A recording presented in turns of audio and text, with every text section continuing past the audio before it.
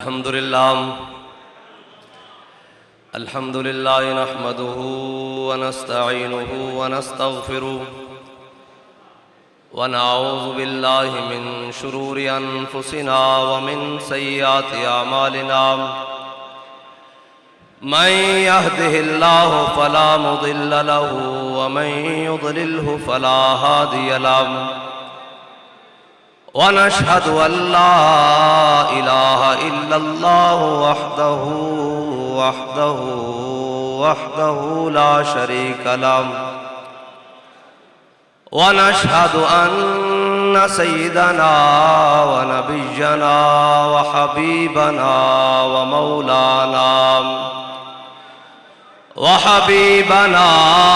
मौलाना Muhammadan अब्दुहु व रसूलुहु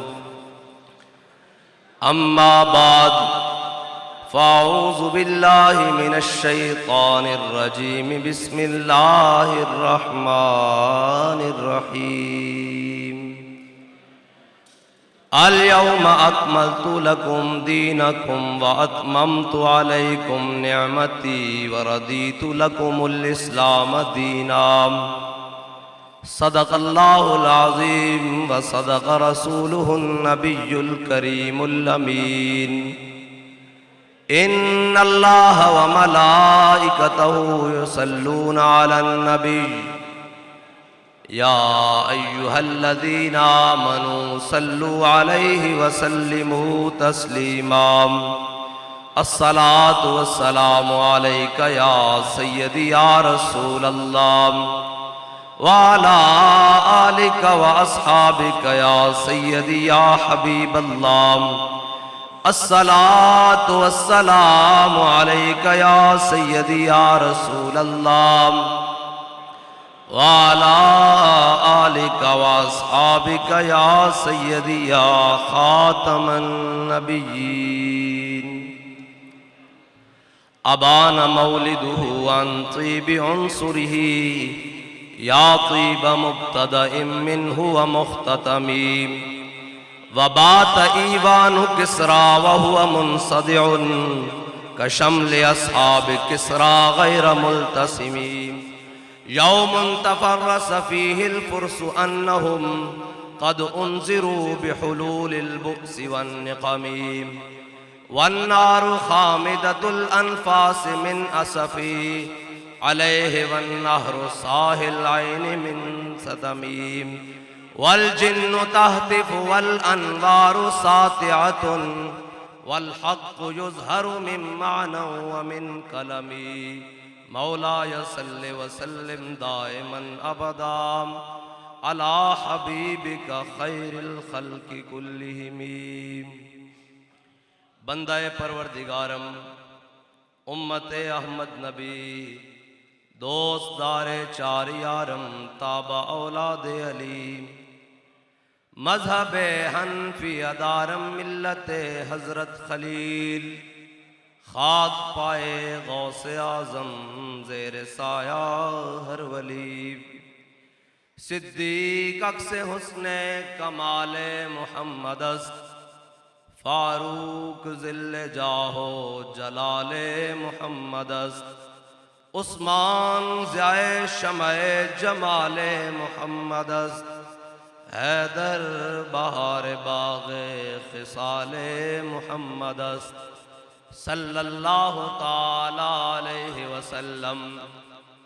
जिस सुहानी घड़ी चमका तैबा का चाँद उस दिल अफरोज़ सात पे लाखों सलाम जिनके जलवे से मुरझाई कलियां खिली उस गुले पाक मंबत पे लाखों सलाम अंधे शीशे जला जल दमकने लगे जलवरेज़ी दावत पे लाखों सलाम वो दहन जिसकी हर बात वही खुदा चश्मे इल्म हिकमत पे लाखों सलाम वो ज़ुबान जिसको सब कुन की कुंजी कहें उसकी नाफिज हुकूमत पे लाखों सलाम दूर व नज़दीक के सुनने वाले वो कान, कान लाले करामत पे लाखों सलाम। जिसके माथे शफाअत का सेहरा रहा, उस जबीने सआदत पे लाखों सलाम। जिसके आगे खिंची गर्दने झुक गई, उस खुदा दाद शौकत पे लाखों सलाम। जिसके आगे सरे सरवरां खम रहे, उस सरे ताज रिफ़अत पे लाखों सलाम। शौरे तकबीर से थर थराती ज़मीं, जुम्बशे जैश नुसरत पे लाखों सलाम। नाराहाए दलेरों से बन गूंजते, गुर्रशे कौ से जुर्अत पे लाखों सलाम। वो चकाचक खंजर से आती सदा, मुस्तफ़ा तेरी सौलत पे लाखों सलाम। जानिसारा ने बदरो ओहद पर दुरूद, हक गुज़ारा ने बैअत पे लाखों सलाम। वो दसों जिनको जन्नत का मुजदा मिला, उस मुबारक जमाअत पे लाखों सलाम। उनके आगे वो हमज़ा की जांबाजियाँ, शेर गुर्रा ने सतवत पे लाखों सलाम। अस्दक़ुस्सादिकीन सैयदुल मुत्तकीन, चश्मे गोशे वज़ारत पे लाखों सलाम। साया-ए मुस्तफ़ा माया-ए इस्तफ़ा, इज़्ज़ो नाज़े खिलाफत पे लाखों सलाम। यानी उस अफ़ज़लुल खल्क़ बादर रसूल, सानी अस्नैन हिजरत पे लाखों सलाम। फारिक़े हक़ व बातिल इमामुल हुदा, तेग़े मसलूल शिद्दत पे लाखों सलाम। वो उमर जिसके आदा पे शैदा सक़र, उस खुदा दोस्त हज़रत पे लाखों सलाम। दुर्रे मंसूर कुरआन की सिलके भी, ज़ौज दो नूर इफ़्फ़त पे लाखों सलाम। ज़ाहिदे मस्जिदे अहमदी पर दुरूद, दौलते जैश उसरत पे लाखों सलाम। यानी वो उस्मान साहिबे क़मीसे हुदा, गुल्ला पोशे शहादत पे लाखों सलाम। शेर शमशीर जन शाह खैबर शिकन, परतवे दस्ते कुदरत पे लाखों सलाम। माहिए रिफ्ज़ो तफ़ज़ील व नस्ब व खुरूज, हामिए दीन व सुन्नत पे लाखों सलाम। मुर्तज़ा शेर हक़ अशजउल अशजई, साक़िए शीर व शरबत पे लाखों सलाम। जिनका आंचल न देखा महो मेहर ने, उस रिदाए नज़ाहत पे लाखों सलाम।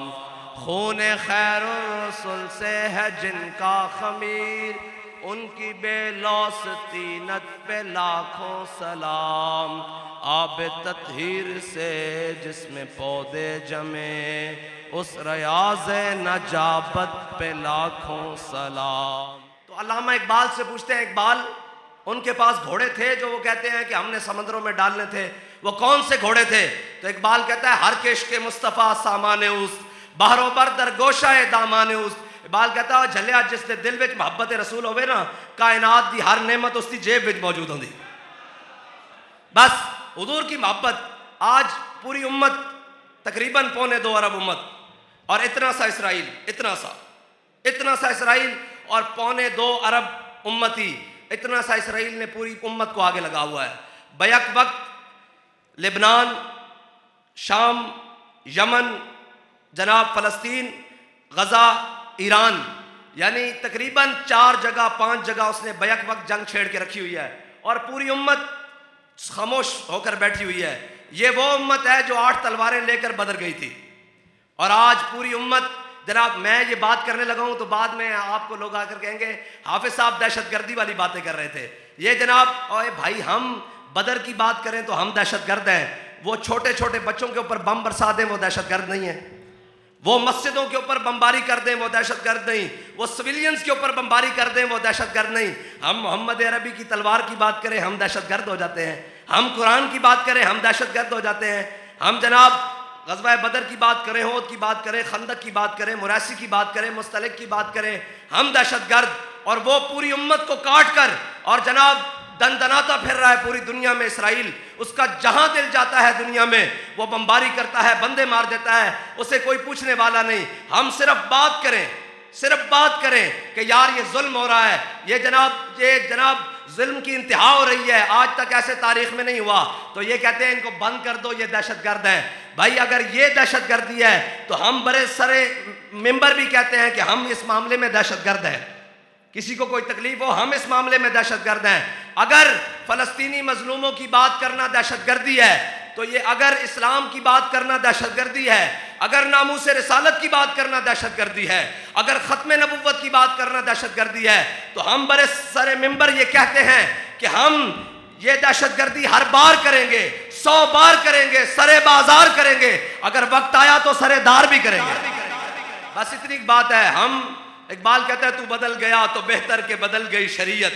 इकबाल कहता है अच्छा हुआ मुसलमान और 14वीं-15वीं सदी के मुसलमान, तू बदल गया तो बेहतर के बदल गई शरीयत के मुआफ़िक़े तदरवा नहीं दीन शाहबाजी। इकबाल कहता है अच्छा है मुसलमाना तू बदलिया, नाल अपनी फ्लेक्सिबल किस्म की शरीयत और दीन भी बदल लिया है। और नहीं जी ये मौलवियों ने बनाया हुआ है। मैंने कहा है ये मौलवियों का दीन नहीं है, ये पीरों का दीन नहीं है, ये जनाब कारियों और हाफिज़ों का दीन नहीं है, ये दीन रसूलुल्लाह का है, ये दीन रसूलुल्लाह का है। और बदलेगा ज़माना लाख मगर कुरान नहीं बदला जाएगा, है कौले मोहम्मद कौले खुदा फरमान नहीं बदला जाएगा। ये दीन हुजूर का है और हम इसके चौकीदार हैं, हम ठेकेदारी का हमने कभी वादा नहीं किया, हम ये चौकीदार हैं। इमामुल अंबिया सल्लल्लाहु ताला अलैहि वसल्लम हमारी ड्यूटी लगा कर गए।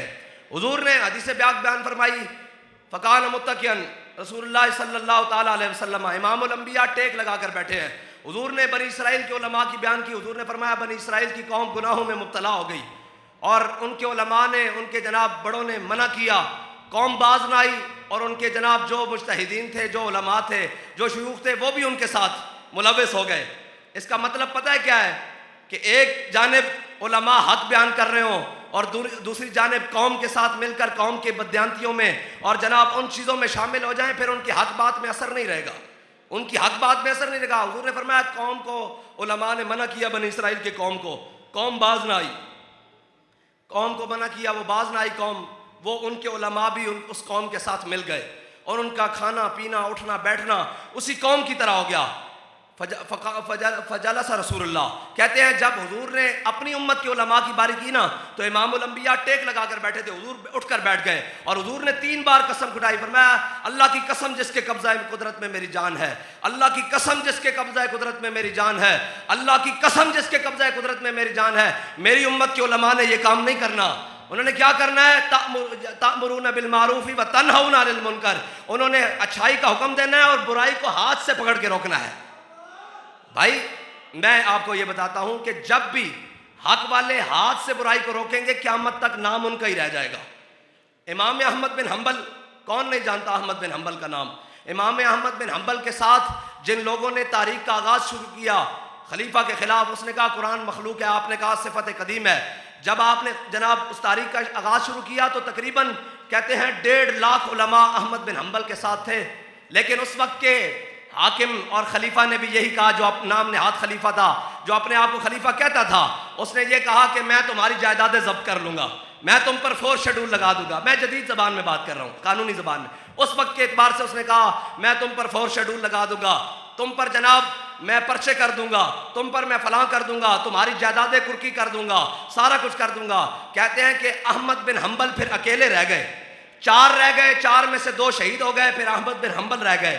एक ने लिख कर दे दिया कि जनाब रुखसत की हदीस आ गई कि मुश्किल वक्त आ गया है, अब नहीं हम खड़े हो सकते।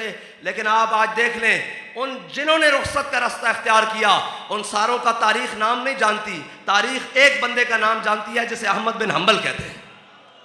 हक की एक अपनी पावर है। और ये नहीं कि हक के लिए मुश्किलात नहीं आती। हक तो हजरत फारूक आजम ऐसे करके अपनी दाढ़ी को इकट्ठा करें, ऐसे हजरत फारूक आजम ऐसे करके दाढ़ी को इकट्ठा करें और अपने हाथ में पकड़कर कहें, ए हक तूने उमर के यार नहीं छोड़े, ए हक तूने उमर के यार नहीं छोड़े। ओ जनाब हजरत सुल्तान बाहू फरमाया ना, आशिक होमी इश्क कमावी ते दिल नू रखी बांग पहाड़ा हूं, लख लख बदियां ते हजारा उलामे कर जानी बाग बहारा हूं। उन्होंने कहा ये जो रास्ता है ना, हक का रास्ता, ये वही चुनते हैं जिनको अल्लाह चुनता है। वल्लाहु यख्तस्सु बिरहमतिही मन यशा, अल्लाह जिसको चाहे अपनी रहमत के लिए खास कर ले। हक हक है, इसने बय्यन हो के रहना है, लेकिन उसके लिए हक वालों के साथ खड़े होने के लिए ये भी मुझे ये बताएं कि लाखों की फौज होगी या हजारों की फौज होगी यजीद की, किसी एक सिपाही का नाम भी किसी को याद नहीं है कि कौन होगा। हाँ, उस सिपाही, उस पूरी फौज में से एक को जानते हैं जो उस सफ से निकल कर इधर आया है, उसको हुर कहते हैं, उसको हुर कहते हैं। क़यामत तक नाम हुर का रहना है। उनको जनाब वही बातिल में रखा जाए। तादाद नहीं तोला करते, हमेशा तादाद में आज तक बातिल तादाद में ज्यादा हुआ है। बदर से लेकर आज तक बातिल तादाद में ज्यादा हुआ है। हक वाले होते थोड़े हैं, लेकिन जितने होते हैं सुथरे होते हैं, जितने होते हैं ये सुथरे होते हैं। इनकी खासियत ये है। बहरहाल इमाम अहमद बिन हम्बल, ये लोग समझते हैं कि ये फसानवी बातें हैं, ये सारी चीज़ें बातें हैं। हमने अपने दौर में अहमद बिन हम्बल के खादिम को देखा है कि मुश्किलात बर्दाश्त करनी और जालिम के सामने डट कर बात करना और ये सारी चीज़ें करनी हमने देखी हैं। इमाम अहमद बिन हम्बल को जब गिरफ्तार कर लिया बादशाह वक्त ने, आपको लेकर जेल में जा रहे, तो रास्ते में एक डाकू आ गया, उसका नाम अबुल हैसम है। उसने कहा, इमाम साहब आप किधर जा रहे हैं? ऐसे जैसे आज हमें कोई पकड़ लेना जनाब, हुकूमतें पकड़ के अंदर कर दें, तो लोग कहते हैं पता नहीं मौलवियां की कीता और कुछ नहीं कीता, जो अहमद बिन हम्बल ने कीता असी भी वही कीता। बहरहाल इमाम अहमद बिन हम्बल को आगे ले गए, उन्हें सामने से उस वक्त का सबसे बड़ा बदमाश और डाकू आ गया, उस अबुल हैसम उसका नाम। उसने कहा, इमाम साहब आप किधर? इमाम साहब ने कहा, बादशाह वक्त के साथ टक्कर हो गई है। वो कहता है कुरान मखलूक है, मैं कहता हूँ सिफत कदीम है। कहा कि आप हक पर हैं या नहीं? इमाम अहमद बिन हम्बल ने कहा, मैं हक पर हूँ, उस हक पर हूँ। उसने जो इमाम साहब से बात की, उसने कहा, इमाम साहब मैं डाकू हूँ, बदमाशी करता हूँ, रस्सागिरी करता हूँ, रिहा होकर जा रहा हूँ, 18,000 कोड़े कमर पर खाए हैं, रिहा होकर जा रहा हूँ, फिर दोबारा प्रोग्राम इसी काम का है। तो आप अगर हक पर है ना, तो अपनी कमर पर हक के लिए 18,000 कोड़े जरूर खाइएगा। इमाम अहमद बिन हम्बल कहते हैं कि मुझे उस डाकू की बात दिलेर कर गई।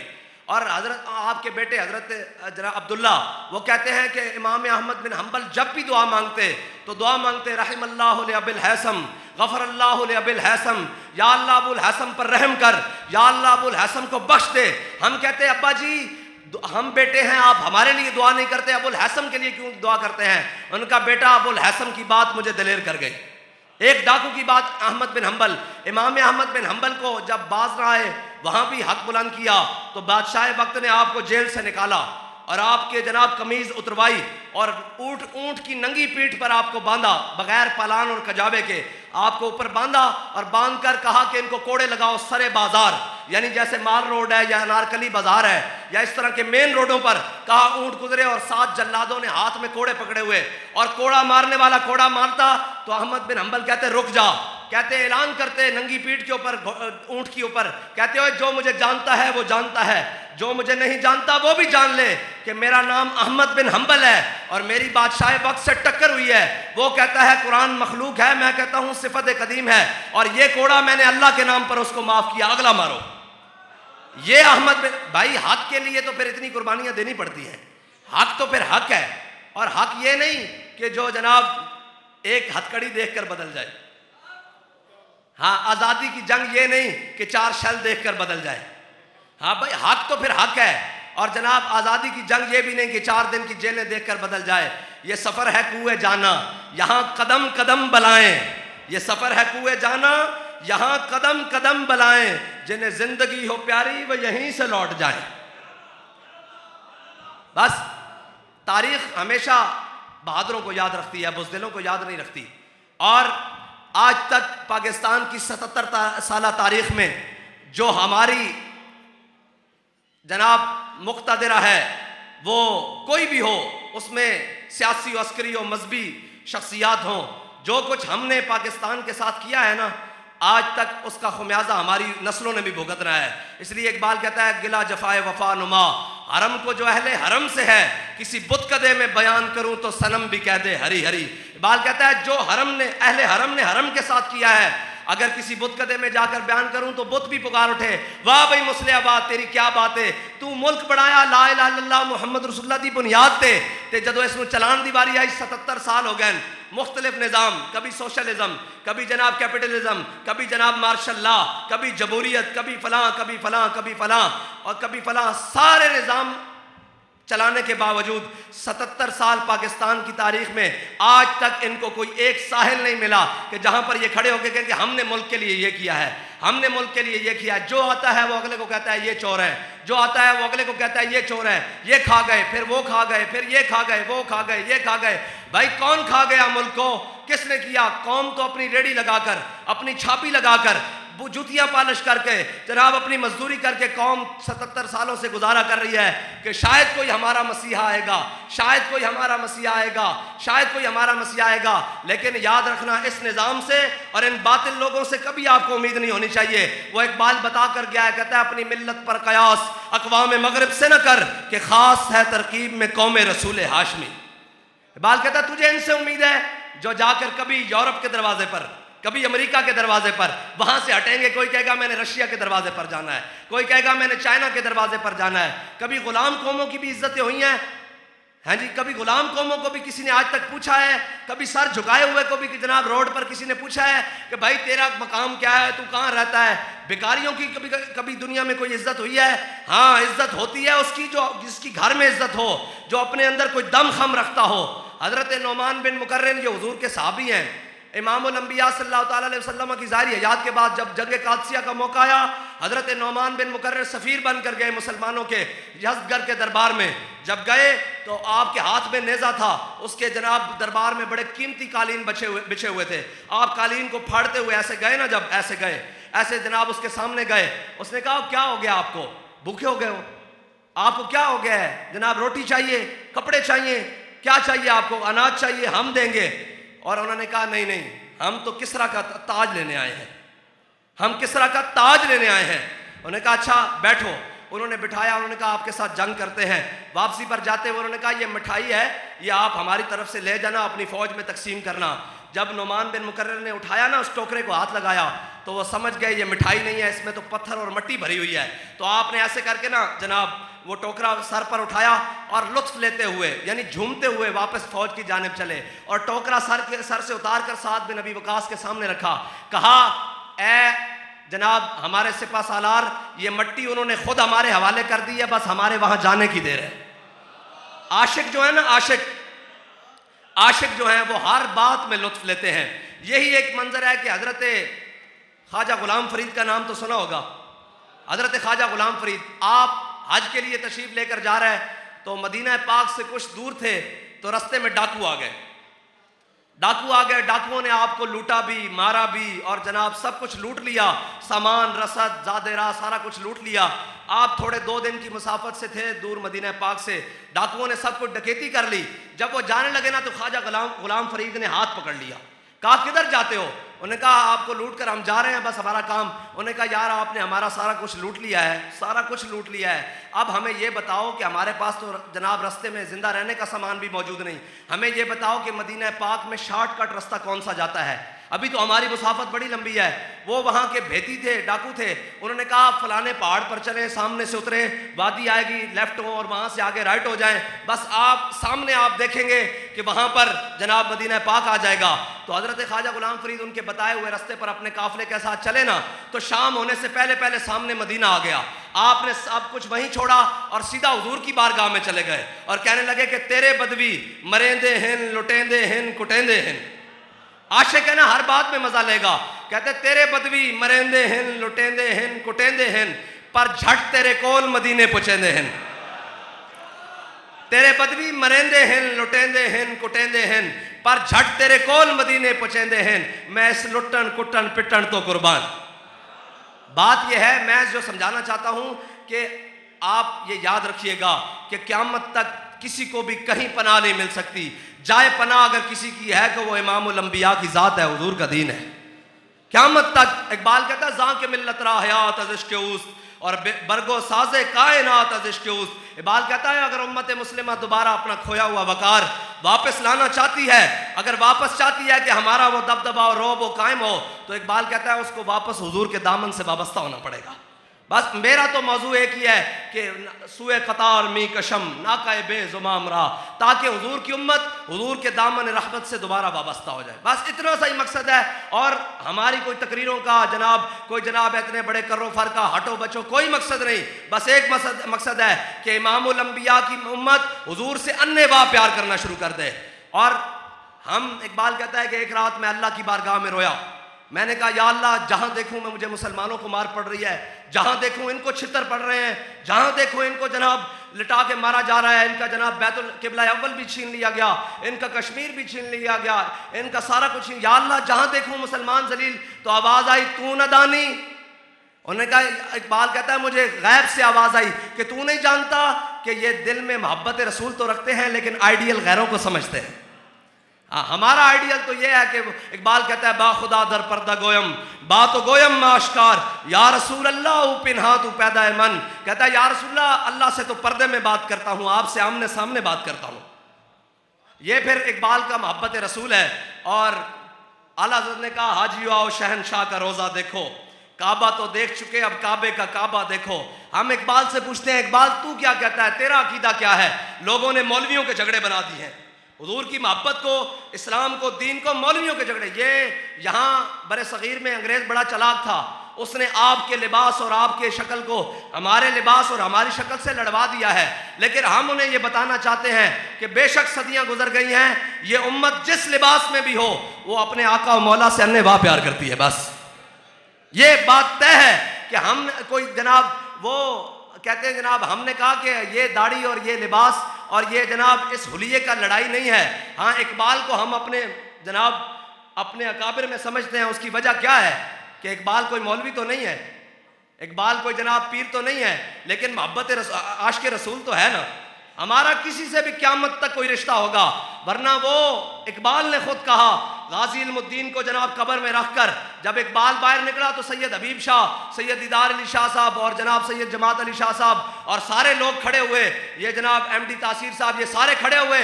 तो जनाब उसने इकबाल ने बाहर निकल गया, उनका शाह जी असी गल्लां ही करते रह गए, तरखाना दा मुंडा बाजी लै गया। ये इकबाल, हालांकि इकबाल खुद पढ़ ली है मैंने उलूम शर्क व गर्ब, रूह में बाकी है अब तक दर्द व कर्ब। इकबाल बड़ी और चीज़ का नाम है जिसे लोग कहते हैं वो इकबाल नहीं है। अगर सिर्फ हमारी कौम को नसाब में सिर्फ इकबाल पढ़ा दिया जाए तो यहाँ किसी और चीज़ की ज़रूरत ना रहे।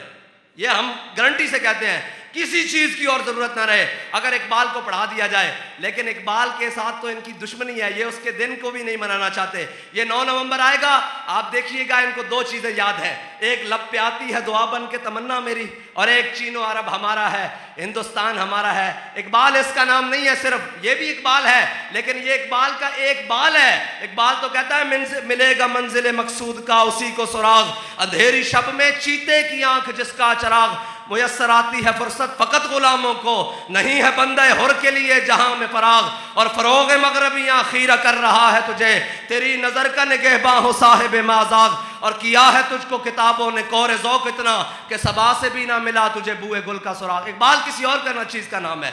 इकबाल तो कहता है सुरूद रफ्ताबाद आयत के नायद, अज नसीम हिजाज आयत के नायद, सर आमद बरोजगारे ही फ़कीरे दिगर दानाए राज आयत के नायद। इकबाल फिर छिड़ गया तो ये तो सारा दिन निकल जाएगा। बहरहाल इकबाल तू बता तेरा क्या अकीदा है हुजूर की मोहब्बत के बारे में। इकबाल कहता है तूर मोजे अज गुबारे खानाश, काबरा बैतुल हरमी का शानास। इकबाल कहता है लोग तूर पहाड़ की बातें करते हैं, मेरा मोहब्बत रसूल सुनो। मेरे आका मौला सल्लल्लाहु ताला अलैहि वसल्लम के मुबारक घर में जो झाड़ू दिया गया उससे जो गर्दो गुबार उड़ा, तूर तो उसका मुकाबला भी नहीं कर सकता। लब्बैक या रसूल अल्लाह, लब्बैक लब्बैक लब्बैक या रसूल अल्लाह, लब्बैक लब्बैक लब्बैक या रसूल अल्लाह, लब्बैक लब्बैक लब्बैक या रसूल अल्लाह, लब्बैक लब्बैक लब्बैक या रसूल अल्लाह, लब्बैक लब्बैक। बस इकबाल कहता है तू फरमूदी राह बर था गिरफ्तेम वरना जुस तुम्हारा मंजिल नीस। कहता है या रसूलल्लाह आपने फरमाया मैं मक्के चला गया, वरना आपका दर छोड़कर मेरा मक्के जाना बनता नहीं था। फ़कीरम हरचे खाहम मस्तु खाहम दिले कोहे खराश असबर के काहम। कहता है या रसूलल्लाह जो मांगूंगा आपसे मांगूंगा, आपके दर का फ़कीर हूँ। और मांगता क्या है इकबाल? फ़कीरम हरचे खाहम अस्तु खाहम दिले कोहे खराश असबर के काहम। कहता है या रसूलल्लाह मेरे इस टूटे हुए शेरों में वो तासीर पैदा कर दें कि किसी पहाड़ के सामने भी पड़े जाए तो वो रेजा रेजा हो जाए।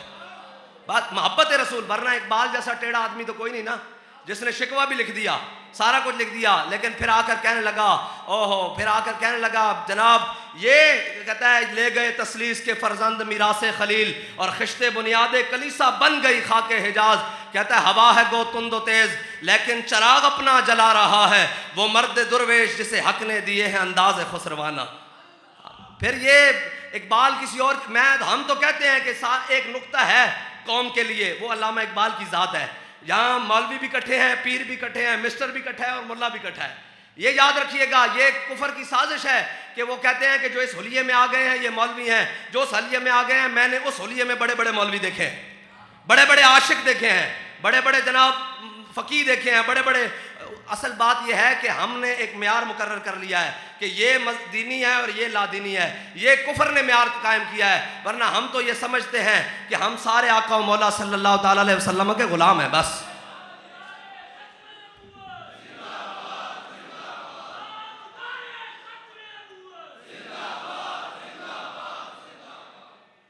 मौजू तो बड़ा लंबा है, बहरहाल वापस आते हैं। वो इकबाल कहता है जनाब लेके मैं तौहीद सिफत जाम फिरे कोहमे दश्त में लेके तेरा नाम फिरे और तुझको मालूम है कभी नाकाम फिरे।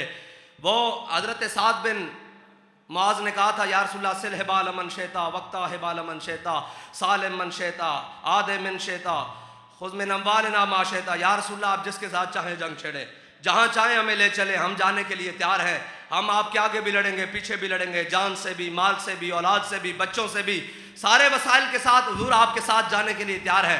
उश्र का वजह रसूलुल्लाह, ये मेरी तकरीर का हासिल हो जाएगा अगर आपने इस जुमले को समझ लिया। उश्र का वजह रसूलुल्लाह, हुजूर के सामने गुलाम ने इज़हार वफा किया। उश्र का वजह रसूलुल्लाह, वो चमक तुझसे पाते हैं सब पाने वाले, वो तो फिर चेहरा हमेशा चमकने वाला है।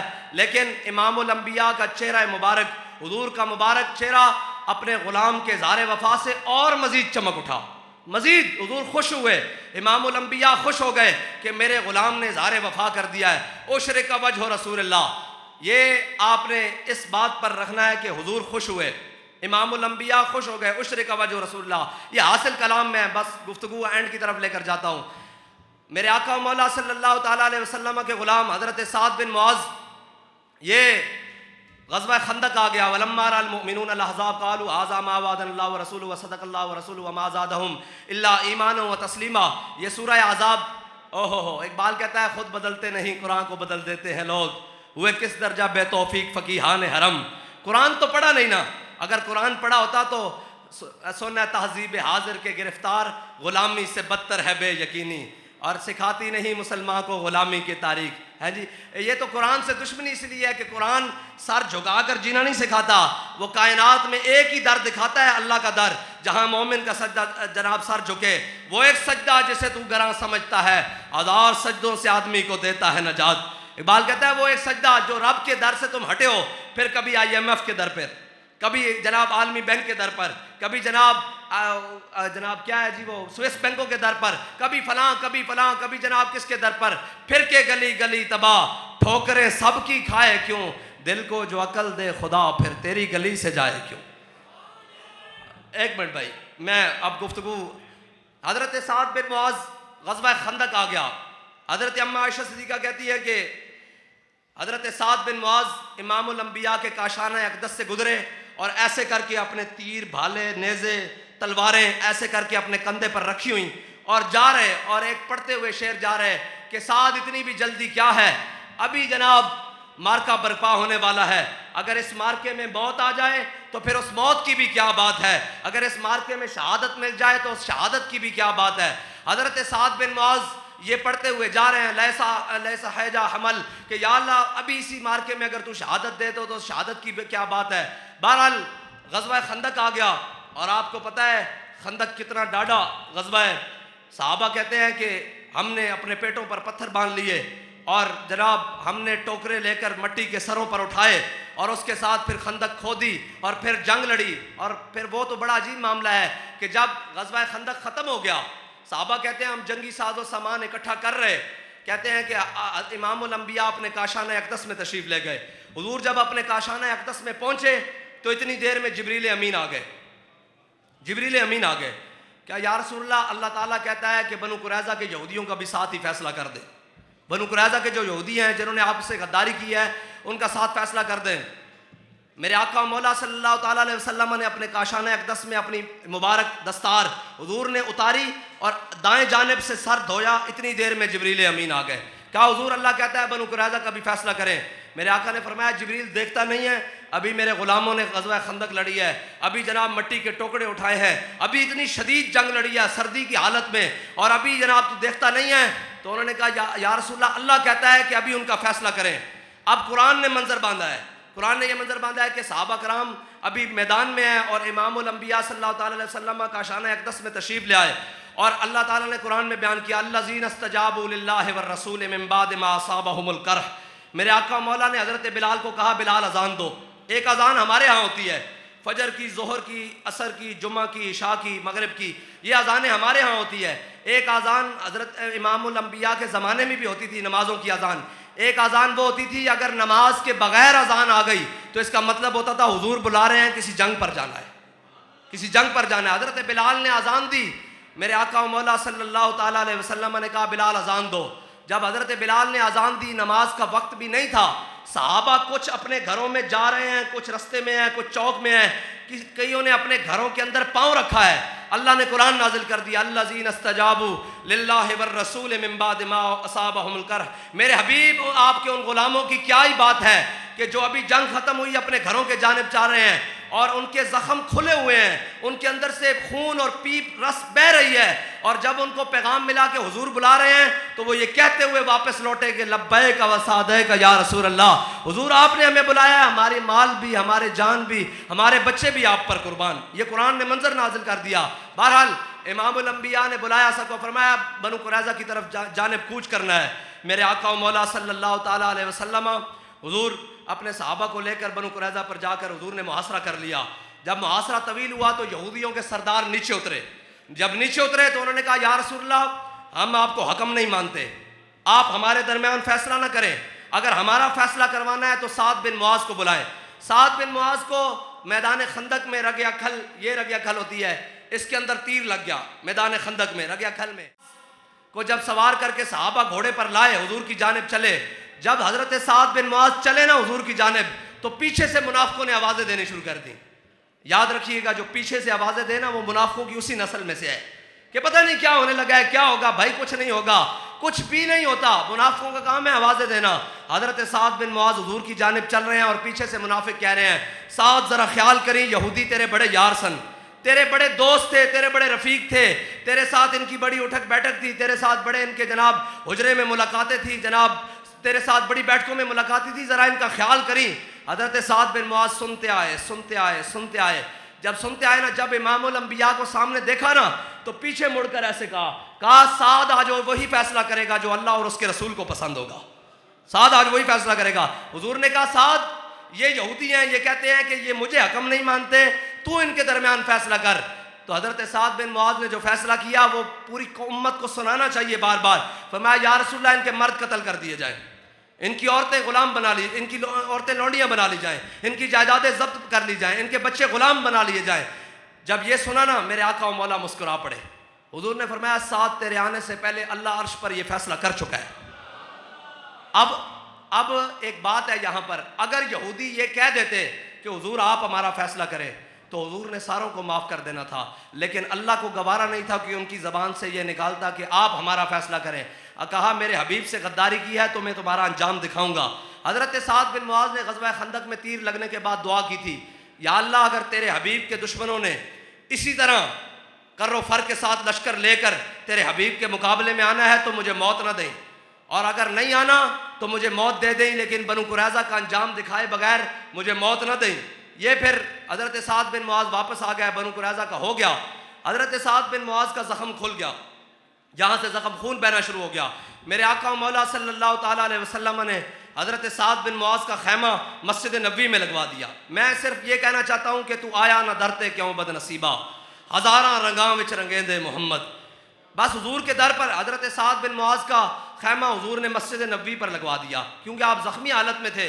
इमामुल अंबिया फजर के बाद, ज़ोर के बाद, असर के बाद, मगरिब के बाद, इशा के बाद, जुम्मा के बाद हुजूर जब मस्जिद नबी में तशरीफ़ लाएँ, हज़रत साद बिन मुआज़ के खैमे के ऐसे करके पर्दे उठाएँ और हुजूर पूछे साद तेरा क्या हाल है।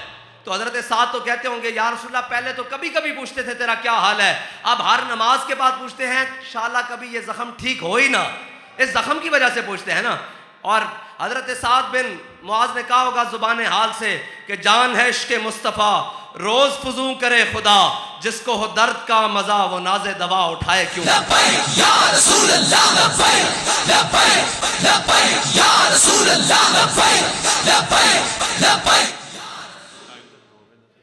अच्छा कोई बात नहीं, औकात हम आबूद के बायार बसर शुद, बाकी बेहासली और बेखैरती बूद।